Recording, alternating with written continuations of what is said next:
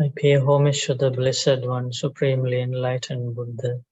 Sadhu, sadhu, sadhu. I pay homage to my teacher, Uddesavibhaṅga. Sadhu, sadhu, sadhu.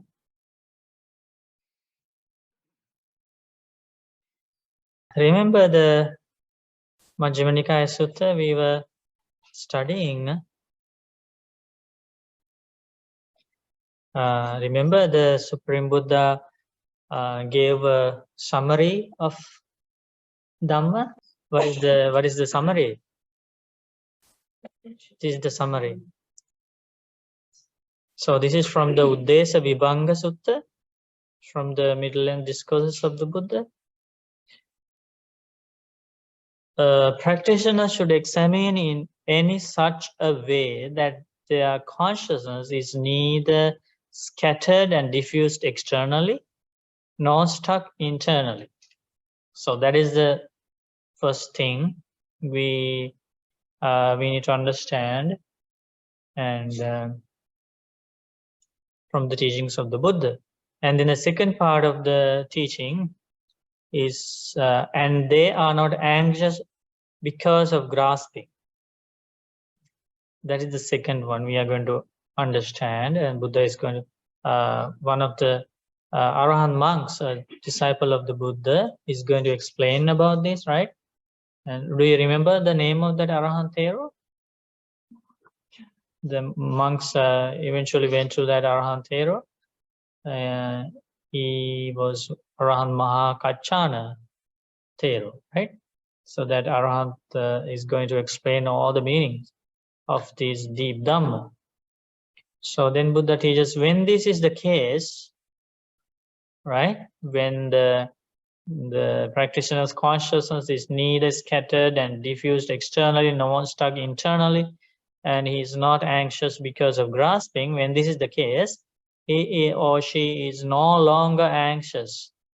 There is for him no coming to be of the origin of suffering, of rebirth, old age, and death in the future. So Arahant Mahakachana Thero explained about the meaning of the entire thing, and we learned first Thero explained about how the consciousness is scattered and diffused externally, right? And but what we need to achieve is that the consciousness is not scattered and diffused externally, but we first need to understand how the consciousness is scattered and diffused externally. And how did the Thero explain? One sees a sight with the eyes. The consciousness follows after the features of that sight.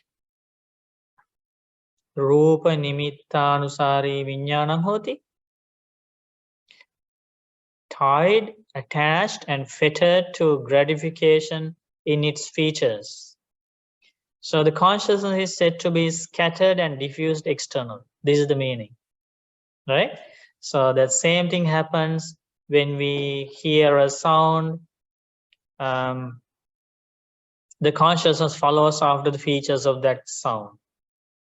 And the consciousness is tied, attached, and fettered to the gratification in the features of that sound. That's always this thing is happening in our life, right? And now we at least understand that this is how this suffering arises. This is how this dependent origination, the cause and effect mechanism come into play. This is how all these things eventually lead to the arrangement of new karma. And dependent on karma, the rebirth arises. So it starts just through our eyes, right? In this process of seeing things, hearing things, smelling, tasting, right? Touching and thinking. So again, when one smells an odor with the nose, right? The consciousness follows after the features of the smell or the odor. Again, consciousness is tied, attached, and fettered to gratification in its feature. the features of the smell, right? So this is what we learned. When they taste a flavor with the tongue, again the consciousness follows after the features of that taste. It is tied, attached, and fitted to gratification in the features of the flavor. When one feels a touch with the body, the consciousness follows after the features of the tangible. It is tied, attached, and fitted to gratification in the features of the tangible. When one knows a thought with the mind, the consciousness follows after the features of that thought. It is tied, attached, and fitted to the gratification of the features of the thought. That is how the consciousness is said to be scattered and diffused external. So that is the first thing Arhantero explained. So if we go to this first topic, consciousness. So consciousness is scattered and diffused. What is the Pali for this? Externally. Okay, so we have the Pali here. Tata tata bhikkhave bhikkhu upaparikkeya. Okay, so the upaparikkeya means this is how you should examine. Yatha yatha upaparikkato bahidda chassa viññānaṁ avikkhittaṁ avisataṁ. So that is the meaning here. Consciousness is scattered and diffused externally. Yeah, no, this one, avikkhitta means not scattered and not diffused, right? Externally, but Thero first explains how it is vikkhittaṁ and visataṁ. So that nature, right? What happens normally when we see things, right? Here, what happens when we see things, when we hear things, here. When we smell things, when we taste things, when we feel a touch, when we think about something. When this happens, actually this leads to this final result. What is the final result? And this is also important to recognize this this Pali here. Chakkuna rupan disa rupa nimittanusari viññāna. This is the meaning. Because I wanted to like study this sutta with you because somebody a long time ago asked a question, maybe a few years ago, but that question was in my mind. So Dhamma friend asked, during meditation, during jhanas, consciousness is not connected to visual objects, sounds, smells, tastes, tangibles, and thoughts, and basically these five senses.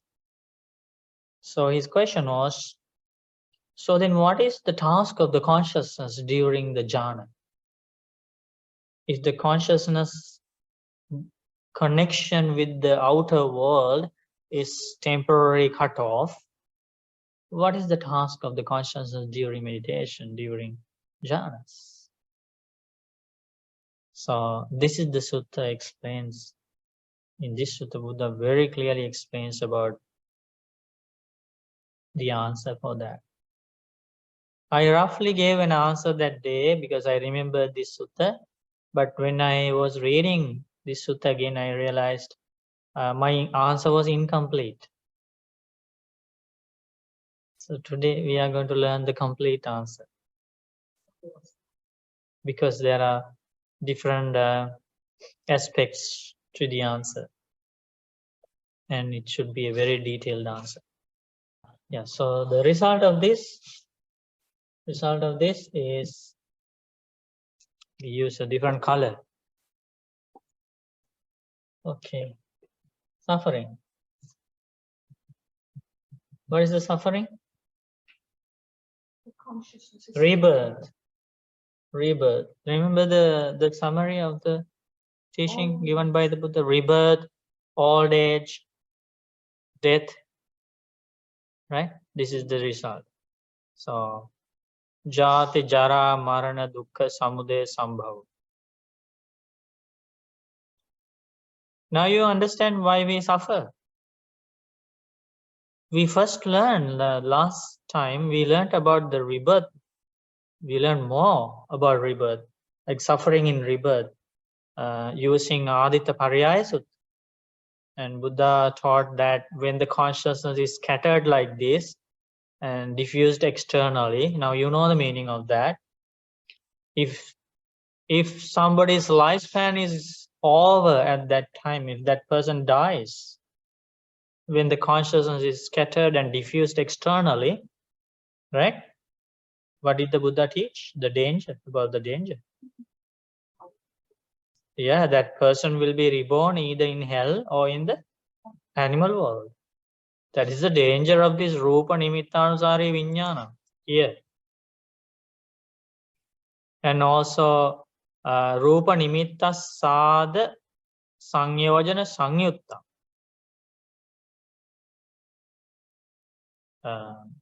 The person's consciousness is tied and attached to the gratification of that visual object. That is the danger. The person will be born in hell or in the animal world. Now we understand how this suffering of rebirth happens. Why beings are born in hell, animal world, and in the planes of misery. It's not because of somebody else's actions. It's because of this ignorance. Because of not seeing things as they really are. Because of not practicing the Noble Eightfold Path. Because of not realizing the true nature of the consciousness. And at the same time, even though the person is not born in those planes of misery, still if the person is born as a heavenly being or as a human being, still that being cannot escape from the suffering of old age, aging, the suffering of sickness, suffering of death, suffering of mental suffering, physical suffering, right? The person cannot escape from these wars, they get killed in the battlefields, right? Fighting, accidents, natural disasters. That being has to face all these tragedies in the life. And what is the reason? Because this being's consciousness is scattered and diffused externally. Who will think that this is the reason for all these problems in life? But Buddha realized this is the reason. Rupa nimitta sada.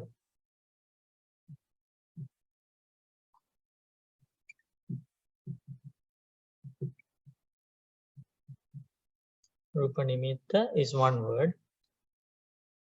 Asada is the second word. That's how this word is formed. Rupa nimitta sada. Nimitta sada. Rupa nimitta means feature of the visual object.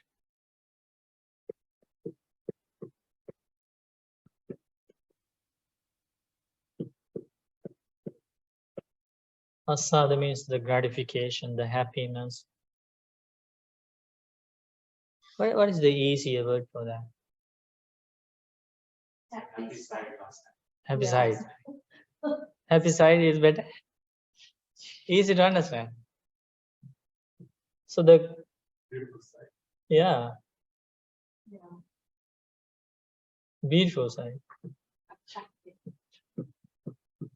Beautiful side. advantages. Yeah, because the disadvantages is it is the translation for adinama, which is the opposite of asada. Yeah, you can say advantages as well. Any questions about? So then, what did Buddha say? It's better to burn your eyes with a burning, sharp, hot iron blade. Why? Because it's so dangerous to see things with the eyes and get the consciousness attached to them and die with the consciousness tied and attached to that, the features of the visual object. But finally, Buddha said, you don't need to do that because I have discovered this beautiful path. You can contemplate on the vipassana whenever you see something, hear something, so that you don't allow consciousness to develop this, to create this bondage, this bondage of craving, bondage of attachment. You don't allow the consciousness to act like that. Remember? Bhante, I have a question. We as Buddhist practitioners are very, very fortunate because we are hearing the Dhamma all the time. But how do you help someone who's in their deathbed that's not a Buddhist practitioner and you don't want them to go into an animal realm or a hell realm? What can you say to them to focus their mind in their last moments of life? Like, I mean, I try to tell them, think about happy moments and good things you've done in your life and bring that to mind. Yeah. Because they, you know, I mean, with us, we have a Buddha statue, we say period, and the priests come and all that happens. But with persons who are not, there's a long answer for that. give us the short form. No, we can use that question in the end of the program, towards the end of the program. So actually, like 2 days ago, I was invited to a senior caregiving center in Scarborough. So yes, so I went to see a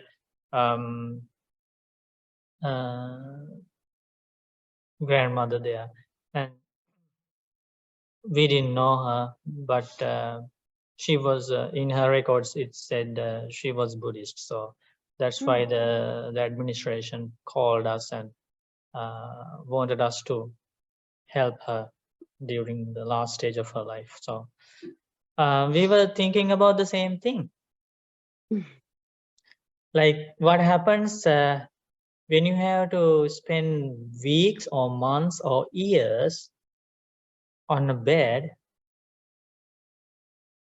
You don't have any physical activities like you used to do. You don't go to work, you don't drive, you don't walk, you don't run, right? And now your body is still, just lying on the bed. And what are you supposed to be doing now?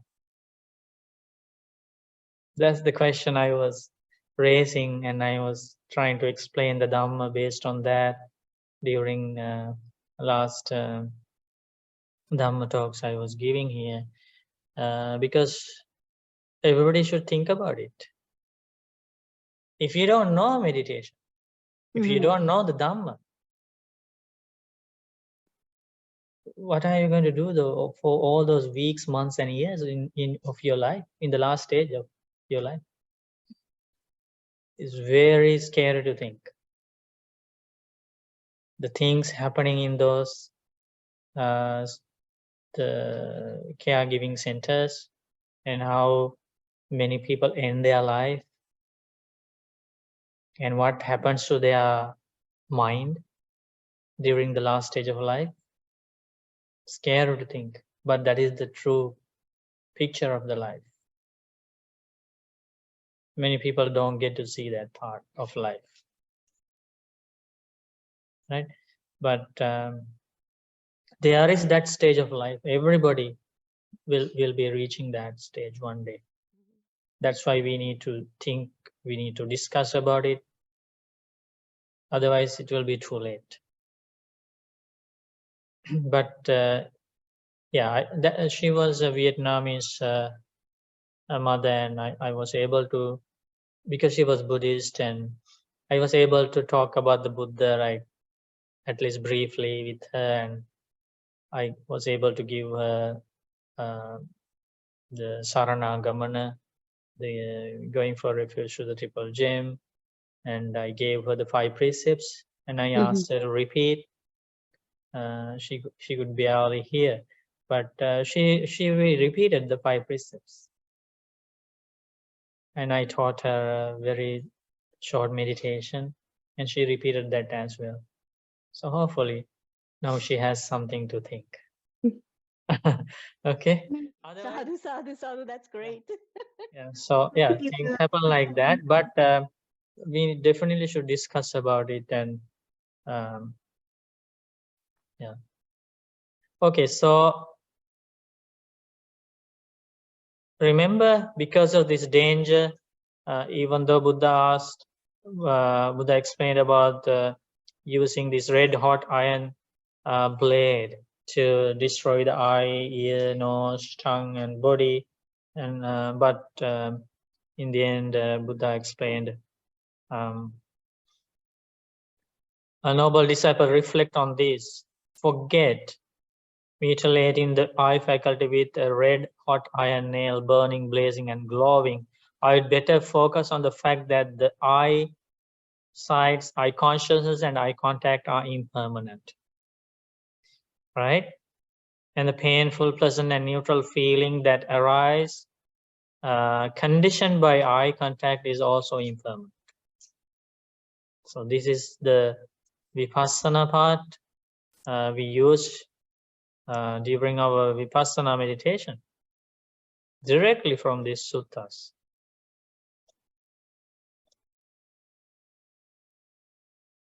Here, Chakku Anicca.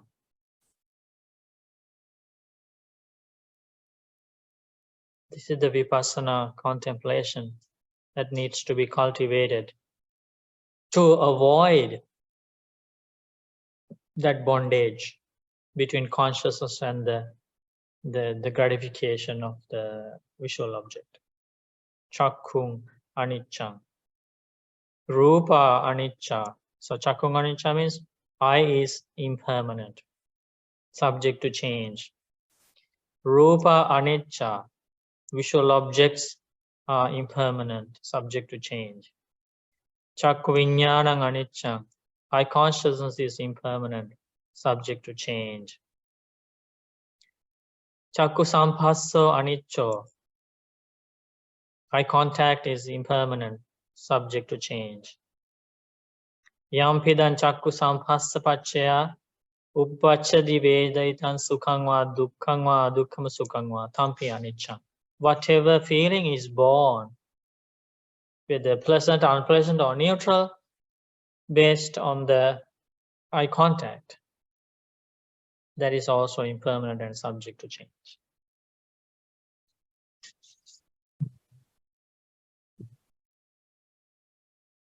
So first one, eye, second one.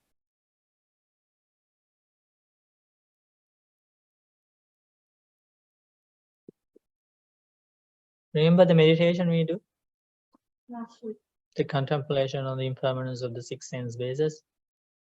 This is how the meditation is formulated. Sights,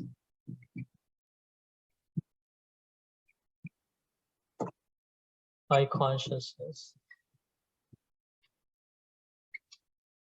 I don't need to write the whole thing, all the letters of the word, right? Even if I write half, you know, right?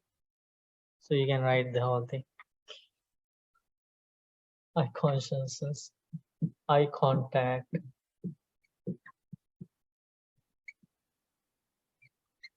And then feeling whatever feeling that arises. Feeling.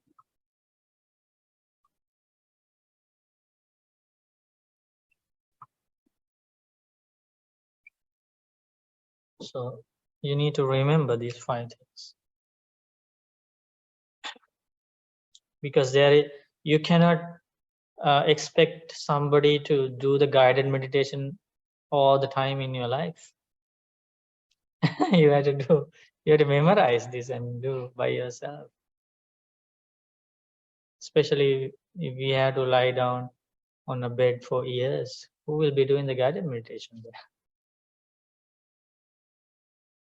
Nobody.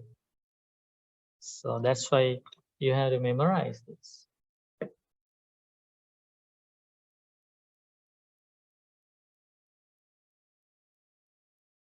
Interestingly, when our teacher Uddesavibhaṅga was first started finding about these original discourses, these suttas, and the meditation instructions given by the Buddha, it was not available.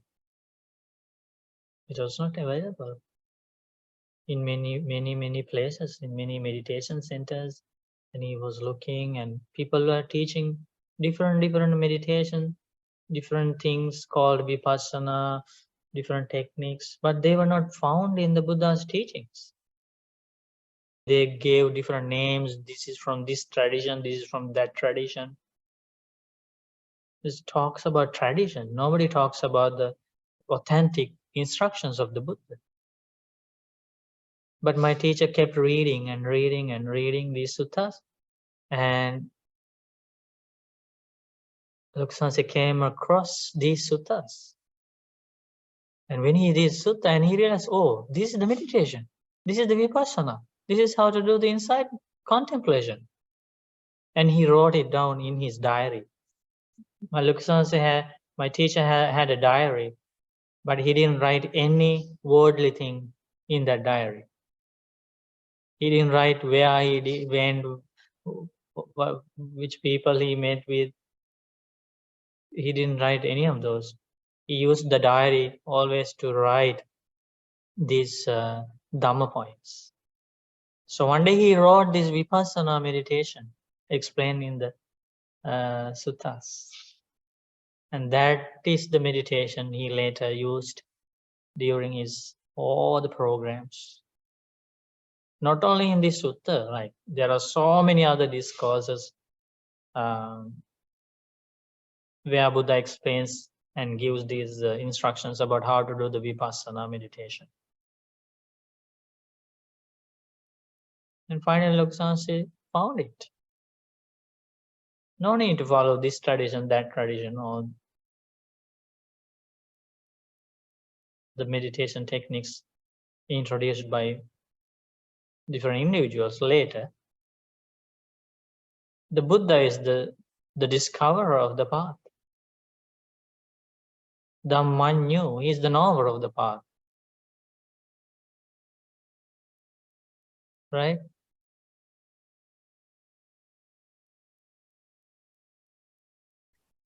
Does he still keep such a diary? Yeah. Must have a lot of books now. Yeah, and he, my teacher encourages all of us to keep that Dhamma diary. We call it Dhamma diary. So whenever we read, like when we read suttas, some stanzas, some phrases really like touch us, and then we write them down and try to memorize so that we can use them whenever we need. So like that, we do the contemplation of vipassana to avoid that bondage of the consciousness with the gratification of the sounds.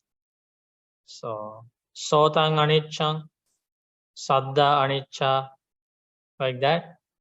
Ear is impermanent, subject to change. Ear conscious, the sounds are impermanent and subject to change. Sota viññāna aniccaṃ. The consciousness of ear is impermanent, subject to change. Ear contact, sota sampasso anicco. Ear contact is impermanent, and then painful, pleasant, or neutral feeling that arises conditioned by ear contact is impermanent.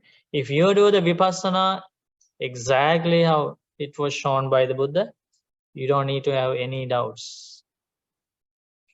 You don't need to have any doubts, because in the end of this explanation, Buddha explains the results. Okay, and then you do the contemplation of Jhāna aniccaṃ. Nose is impermanent, subject to change. Gandha anicca, smells are impermanent. Jhāna viññānaṃ aniccaṃ, consciousness of nose is impermanent.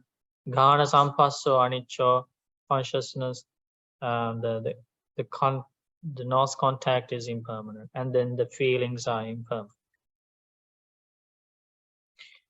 And then you do the contemplation of vipassana. Jivha anicca, tongue is impermanent. Rasa anicca, tastes are impermanent. Jiva viññānaṃ aniccaṃ, tongue consciousness is impermanent. Jiva sampasso anicco, contact of tongue is impermanent. Feelings are impermanent. Then you do the vipassana contemplation. Kaya anicco, body is impermanent. Pottabba anicca, tangibles are impermanent. Kaya viññānaṃ aniccaṃ, consciousness of the body is impermanent. Kaya sampasso anicco, contact of the body is impermanent, and feelings born of the body contact are impermanent. Buddha teaches, forget sleeping. Forget sleeping. It is why in the first part of the Sutta, Buddha was teaching that it's better to sleep than to be awake and think about evil thoughts, and you make powerful bad karma because of your evil thinking, right? So, but here, because Buddha discovered this amazing path of this Noble Eightfold Path, and Buddha encourages his disciples to follow the Noble Eightfold Path, saying, forget sleeping. It's better to focus on the fact that the mind is impermanent. Mano anicca. Dhamma anicca. Thoughts are impermanent. Mano viññānaṃ aniccaṃ. Mind consciousness is impermanent. Mano sampasso anicco. Contact of the mind is impermanent. And the feelings born of the mind contact are impermanent. That is the vipassana. When this vipassana is frequently practiced, this is the result. Seeing this, a learned noble disciple grows disillusioned with the eye. Evam passam bhikkhave sutava arya sāvako chakkhusmimpi nibbindati. Nibbindati is the key word here. This is the result. This is a special knowledge that arises as a result of this vipassana contemplation. It should be nothing else. It should like lights or whatever signs, or those are not the results that takes you to nibbana, that takes you to end of suffering, right? People explain, okay, during meditation I saw this, I saw that, these beings came to me, this and that. But those are not the things you should focus on. This should be the result of the vipassana contemplation, right? The very first result, nibbindati, the knowledge of disenchantment should arise. The noble disciple is disillusioned with the eye. That means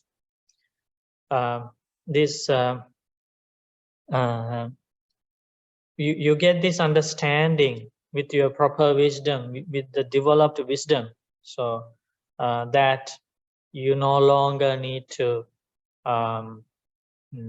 use these things for entertainment, and these are the sources of suffering, and you get that very concrete understanding, knowledge, and that will never change in your life. Like, you won't go back to that bondage of gratification. Normally in our life, we have some kind of we develop some kind of detachment, but that's a temporary thing, and that is not gained through a special practice or a special knowledge. Sometimes we like things, sometimes we don't like them. That doesn't mean that we have completely given up the craving for those things. Later, on a later time, we need those things back, right? So that's not because of a special knowledge, but this nibbindati, this special knowledge of disenchantment, is permanent.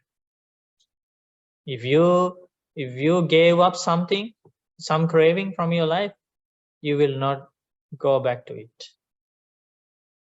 So this is a very special knowledge. Nibbida. This is the knowledge. This is a result of the vipassana. Nibbida. Nibbida knowledge.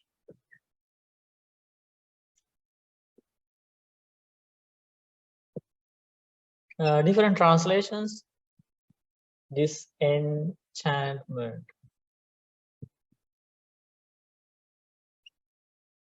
Yeah, something like disillusioned. Okay. So the noble disciple grows disillusioned with the eye, with the because he understands the true nature of the eye. He understands chakkusha upada, dukkasesa upada. When there is the arising of eye, it is the arising of suffering. Jara marana sapatu bhav. The appearance of the eye means the appearance of old age and death.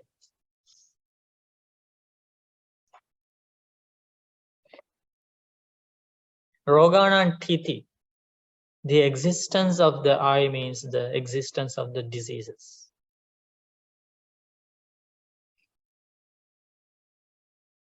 So the day we were born is the day all these problems started, but we celebrate with gifts, parties, alcohol, songs. It's completely opposite. Andy, what happens if the child is born blind or deaf? Doesn't matter, because other senses are doing the work. Other senses keep the dependent origination running. So the result always will be arranging new karma and rebirth again.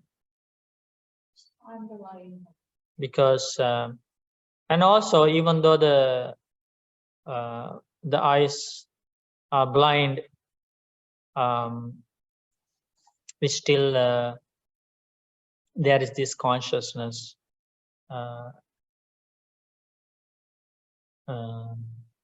connected to the ear, nose, tongue, body, and mind, and that consciousness is the same consciousness that gives rise to mentality and materiality, nama rupa, and from there contact, feelings, craving, clinging, arranging new karma, and rebirth follows.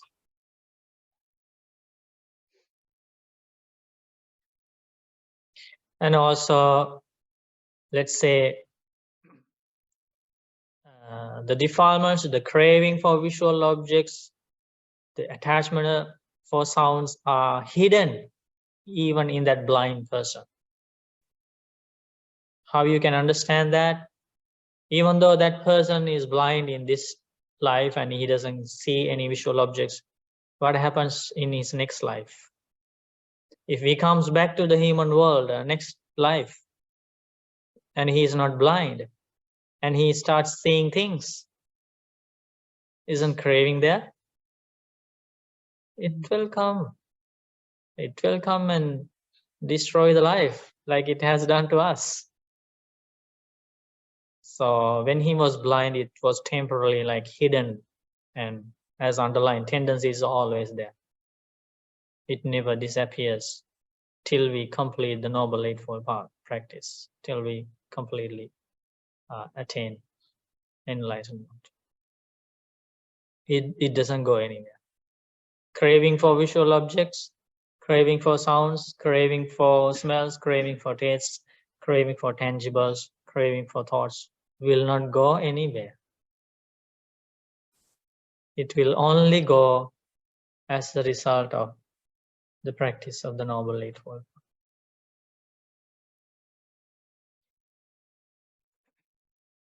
Okay, so yes, so he gains this knowledge of disenchantment, and with the sights also he gains that knowledge, and he understands the true nature of the sights. All the visual objects are made up of 4 great elements, and they are subject to destruction, subject to, old age. All the visual objects subject to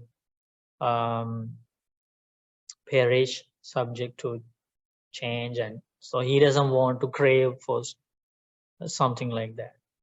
That's the knowledge of Nibbida.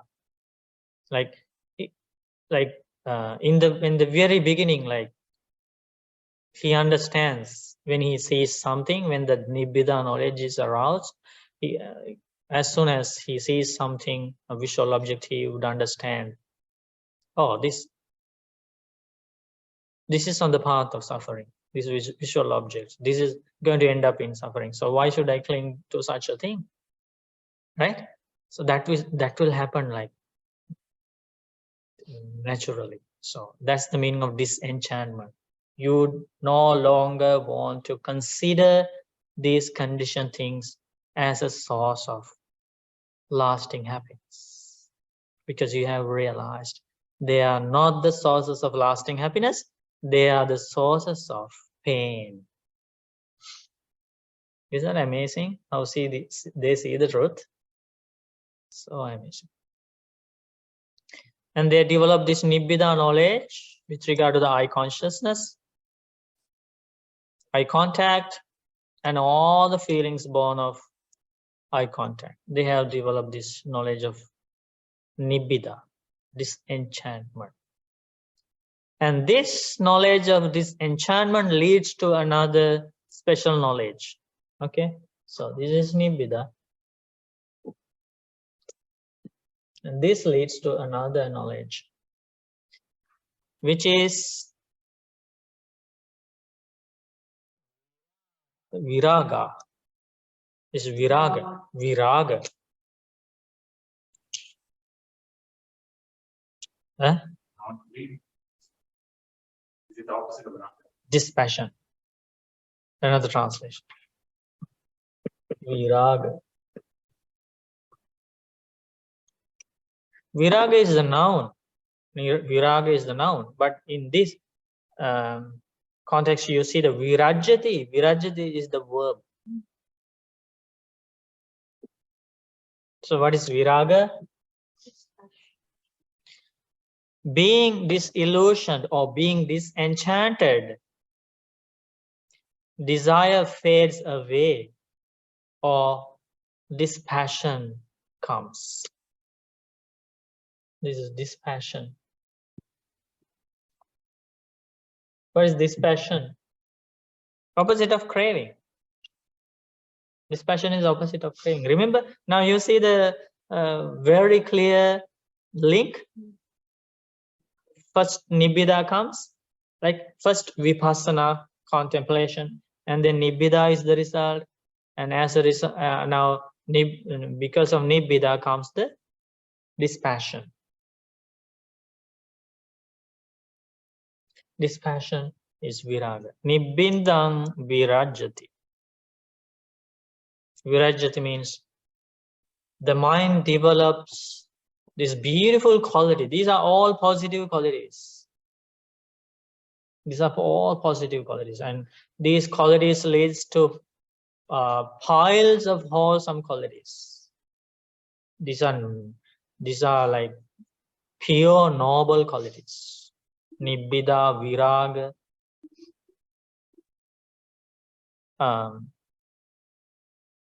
So this disenchantment leads to the lasting detachment. Lasting detachment. It's not a temporary one. Dispassion, giving up of craving, these results. And then this dispassion leads to another knowledge. Dispassion leads to another knowledge, which is vimutti. Vimutti.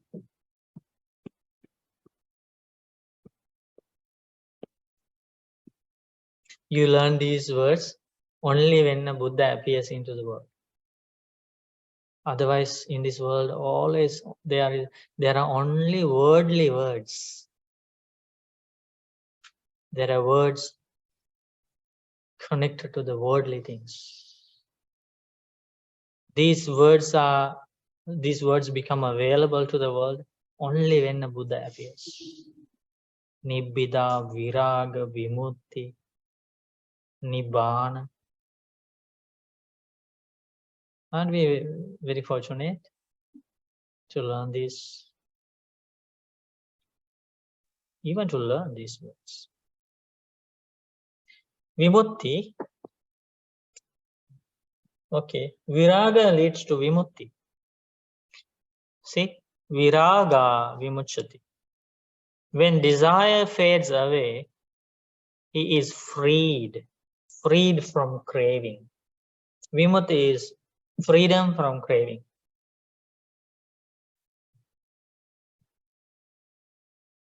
What is freedom from craving? Which noble truth? First, second, third, fourth? Eh? Freedom from craving? It should be the third one, Bhante. Ending of suffering. Dukkha nirodhang arya satcham. Another word for nibbana. Third noble truth. Third noble truth.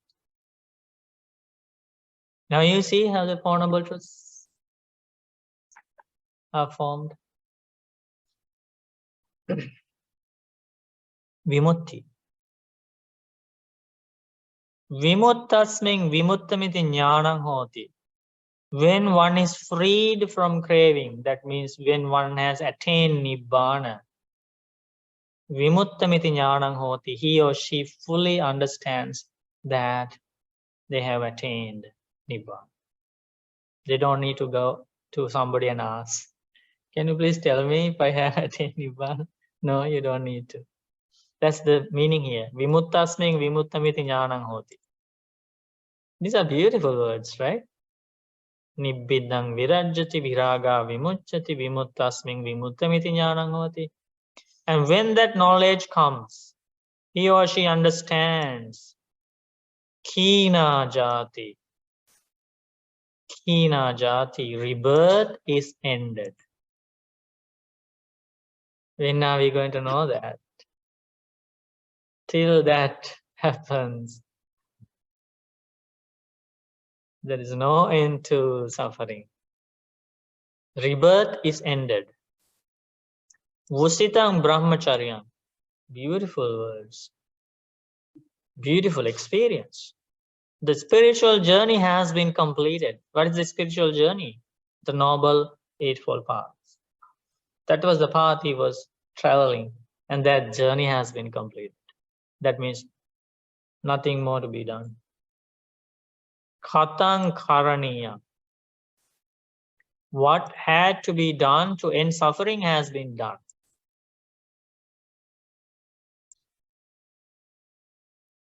Precepts, meditation, Dhamma learning, everything has produced its results.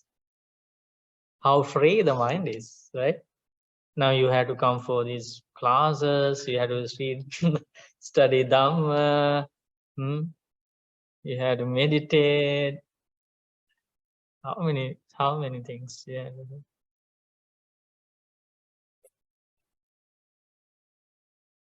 Sometimes the eightfold path is given as a tenfold path in some suttas, including right knowledge and concentration. That's no longer a path. Those are the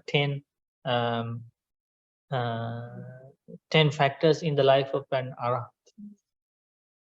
So path is only the 8 things, and when the path is followed, 2 results are added, and then it becomes the life of the arahants. The life of the arahants with 10 factors: Samma Jhāna and Samma Vimutti. After the right concentration, the 8th factor of the Noble Eightfold Path, now one more is added to the arahant's life: Samma Jhāna, right knowledge. Another one is added: Samma Vimutti, right liberation. Okay. Naparang ittatthayati pajanati. The arahant understands there is no return to any state of existence. I am bearing the final body. They understand. Isn't that amazing?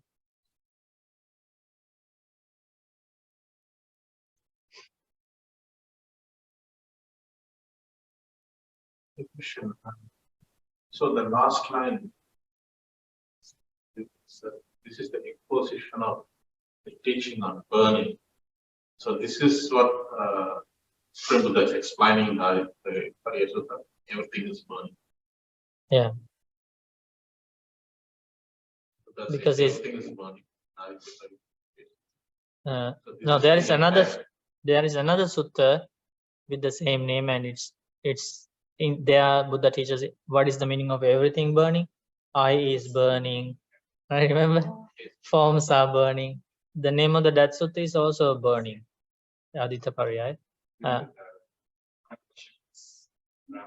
Yeah, and they attain arahantship, all of them, by listening to that sutta. But here it's about burning, because Buddha teaches about this mutilating these faculties with red hot iron nail burning. That's why it's about burning. We learned about how the consciousness is not scattered and diffused externally, right? Not. Arahant Mahakaccana Thero explained how it happens. He sees a sight with the eyes. Consciousness does not follow after the features of that sight, and is not tied, attached, and fettered to the gratification on its features, right? So the consciousness is said to be not scattered and diffused externally. How to do this? We learned that from the Aditya Pariyaya Sutta. It's through the Noble Eightfold Path, right? Practicing that samatha, vipassana, right? Contemplation on impermanence, and so that's how the consciousness is not it doesn't follow the visual objects. So. And then this one. How remember the second topic? Where's the second topic? Number 2. First one we learned this one, and then not scattered. We learned that. So that's the second one. Consciousness is not scattered, right? We learned about that.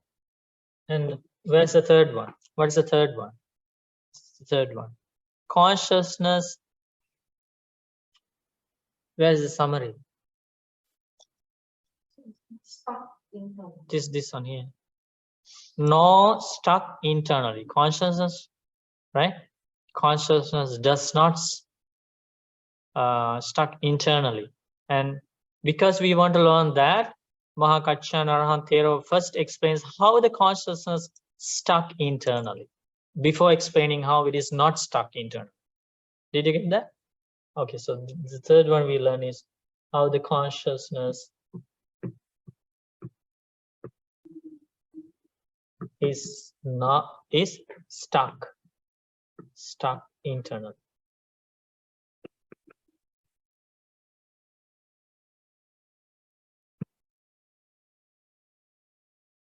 Can you see? What is the Pali word? Okay. Ajatang santitanti uchati. Santitanti uchati. If the consciousness is stuck internally, that leads to rebirth, old age, death, and suffering. What is the right way? The consciousness should not stuck internally. That is the path to Nibbana. This is how the consciousness stuck internally.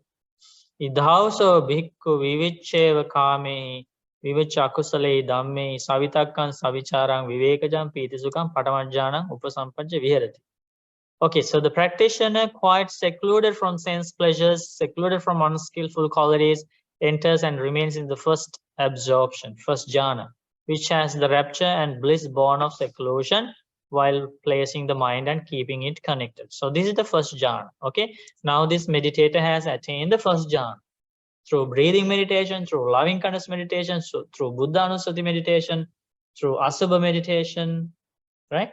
Through any meditation mentioned in the Mahasatipatthana Sutta. Now the practitioner has developed the first jhana. Okay, then what happens? His or her consciousness follows up. Okay, this is the Pali. Tassa viveka japiti sukhanusari viññānaṁ hoti. Remember now something changed to the consciousness. Before the consciousness was following the features of the visual object. Remember? What was the Pali word for that? Rupa nimittanusari viññāna.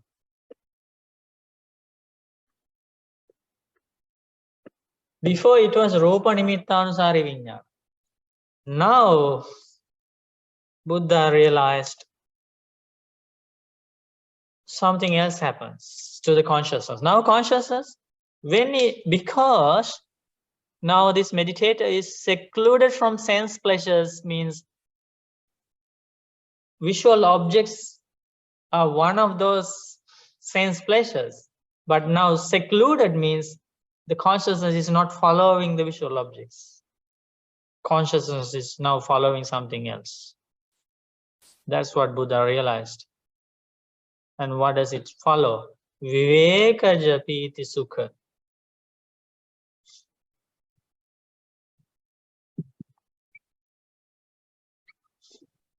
Vivekaja piti sukha. Sukhanusari viññāna.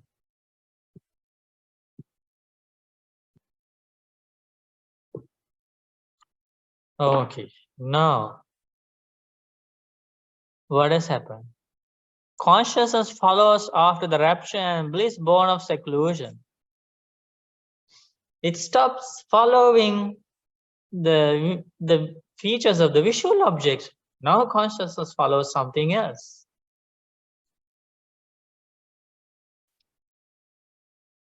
It follows rapture and bliss born of seclusion. So now in the meditation, rapture and bliss is highlighted. These qualities are highlighted during the meditation. The meditator feels this rapture, happiness, bliss inside, right? Because the 5 hindrances are subdued. And that is when the consciousness follows that. You think it's a good thing? The consciousness is tied and attached and fitted to the gratification in that rapture and bliss born of seclusion. So the mind of that meditator is said to be stuck internally. You're not going to improve. You're not going to move further. And that is called the mind is stuck internally. Ajhattang chittang santittanti vucchati. Think about the wisdom of the Buddha. How Buddha realized all these subtle things happening inside the invisible thing. He would have gone through the steps. That's a very good way to think, and we can place the confidence in the enlightenment of the Buddha. How Buddha went each and every stage during his meditation, and he realized without the help of a teacher. That's how you develop Shraddha. This is really beautiful. And Buddha teaches how the consciousness is stuck internally with regard to all the jhanas, first, second, fourth, third, right? So all these jhanas, and what are the different areas that the consciousness gets stuck in different jhana levels. Okay, so we are going to learn them. The next result of every stage, Bhante, like rupture and bliss, and Buddha is not attached, and No. getting to another stage, it's unknown to him that point of time, but still he keeps on striving.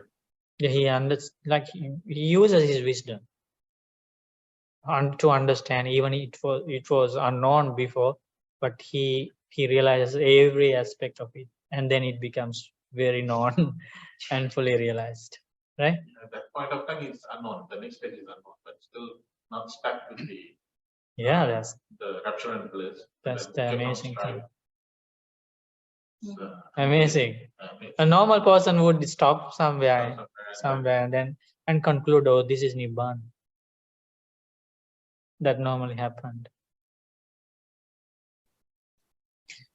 Because people who say sometimes in meditation they have goosebumps and then they just stuck in the goosebumps, or some kind of a feeling of the body, and then they say, I have a very good feeling.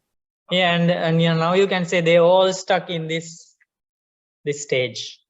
The consciousness is internally stuck, and that's also not the path. So we need to learn more how to develop all the way to Nibbana. If the consciousness ceases, is that Nibbana? Like, there's like a 9th stage where cessation of perception. No, Nibbana is Tanhakhayo hi Radha Nibbana. End of craving is Nibbana.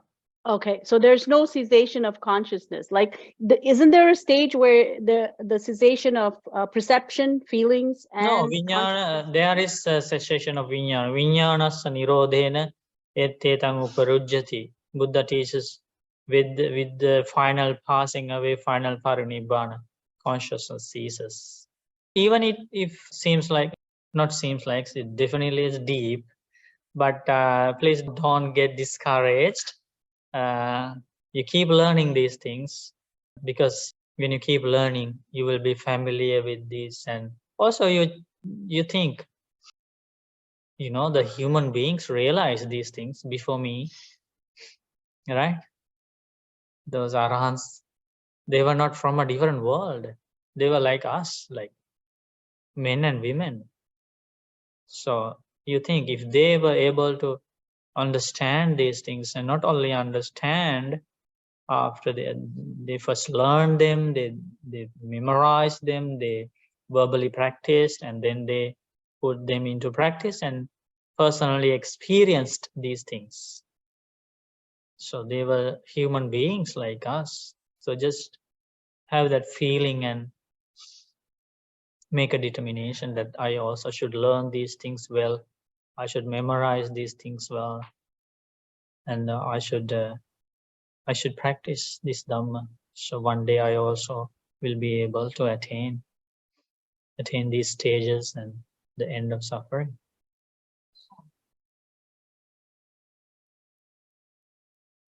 Yeah, it's not easy. It's not easy to let go of attachment for the things. It's a very difficult thing in the world.